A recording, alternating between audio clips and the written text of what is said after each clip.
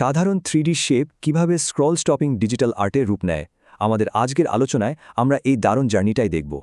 Basic 3D আর professional লেভেলের আর্টের আসল পার্থক্যটা কোথায়? চলুন এই সিক্রেটগুলো একটা একটা করে ডিকোড করি।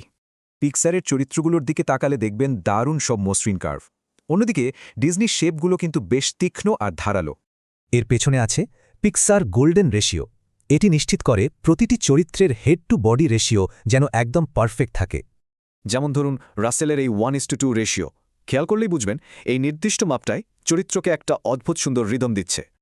অথচ ডিজনির চরিত্রগুলোর ক্ষেত্রে এই রেশিওতে বেশ বড়সড় ভ্যারিয়েশন দেখা যায়। তাদের ডেটাগুলোর পার্থক্য চোখে পড়ার মতো। এবার আসি সাবসারফেস স্ক্যাটারিংয়ে।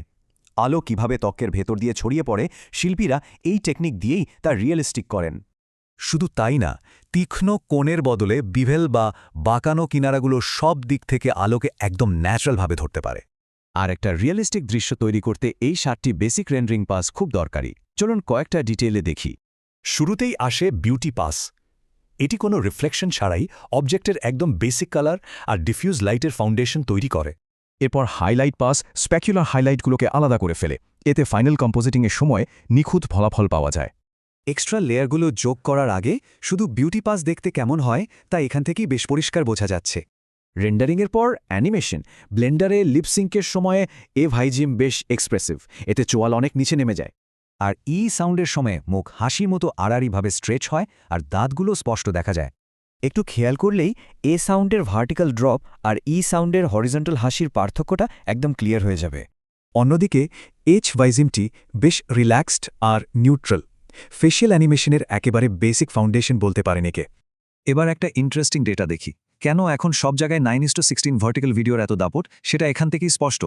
মূলত এই 4টি স্পেসিফিক কারণেই এখনকার সব অ্যালগোরিদম ভার্টিক্যাল ফরম্যাটকে এতটা বেশি প্রায়োরিটি দেয়। তবে একটা বিশাল ভুল অনেকেই করেন, প্ল্যাটফর্মের ইউআই বাটনগুলো যেন আপনার কষ্ট করে বানানো 3D আর্ট ঢেকে না দেয়। পপুলার শর্ট ভিডিও প্ল্যাটফর্মগুলোতে স্পেসিফিক কিছু জোন সবসময় ব্লক থাকে। আমাদের ডিজাইনের সময় এগুলো অবশ্যই এড়িয়ে চলতে হবে। আপনার অ্যানিমেশনকে এই সেফ জোনের মধ্যে রাখতে এই প্র্যাকটিক্যাল লেআউট টিপসগুলো ফলো করতে পারেন। সবসময় আসল ডিভাইসে টেস্ট করবেন। ভিউয়ারদের অ্যাটেনশন ধরে রাখতে এবং অ্যালগোরিদমিক রিচ বাড়াতে ভিডিও লেন্থ কেমন হওয়া উচিত তার একটা ক্লিয়ার গাইডলাইন এটা। তাই হরাইজন্টাল ভিডিও ক্রপ করে 70% ফ্রেম নষ্ট করার কোনো মানেই হয় না। সবসময় নেটিভ 9:16 ফরম্যাটেই রেন্ডার করুন।